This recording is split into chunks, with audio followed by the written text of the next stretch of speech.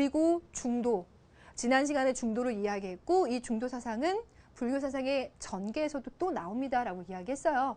그 중도 사상에다가 여러분들이 이 말을 보면 어때요? 현실이 진리와 떨어져 있지 않음.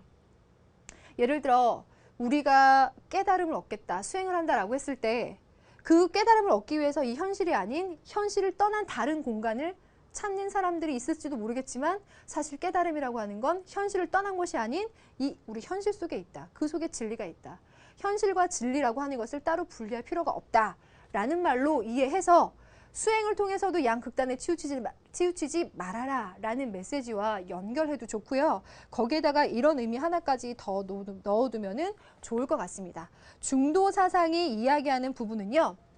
우리가 이 우주 세계의 본질 그리고 그것이 나타난 현상에 대해서 분별하지 말아라 라는 거예요.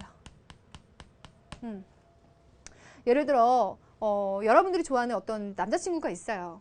자, 그 남자친구가 현실로 나타난 그의 외모나 목소리, 여러 가지 조건들 이런 것들은 현상으로 나타난 것뿐이에요.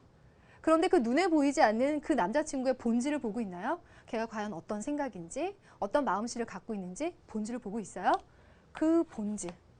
그래서 사람들은 현상만 보고서 그 현상에 너무 집착하는데 그러지 말고 그 본질까지 보도록 해라 라는 이야기죠. 그런 메시지와 함께 또 이런 의미로도 볼 수 있어요.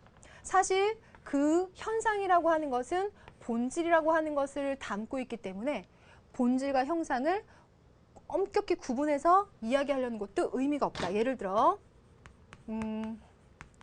열매, 씨앗 어떨까요? 우리는 열매를 먹으니까요. 열매에 집착하죠. 하지만 그 열매를 맺게 한 씨앗이 있을 거예요. 그 씨앗이 또 본질이 된다는 거거든요. 그럼 어때요? 씨앗 속에는 열매 가능성이 있죠. 이 둘 사이에 엄격한 분별이라고 하는 건 그런 의미에서는 또 의미가 없을 수도 있어요. 그래서 이 우주의 세계의 진리를 보는 방법에 대해서 이야기하는 것이 중도다라고 또 정리해둬도 좋을 것 같습니다. 중도라는 것을 어떠한 한 줄의 명확한 한 문장으로 이해를 하는 것보다 이런 몇 가지 의미로 이해를 해두는 것이 사실 여러분이 막상 수능까지 갔을 때는 가장 적용이 잘 되는 방법이에요.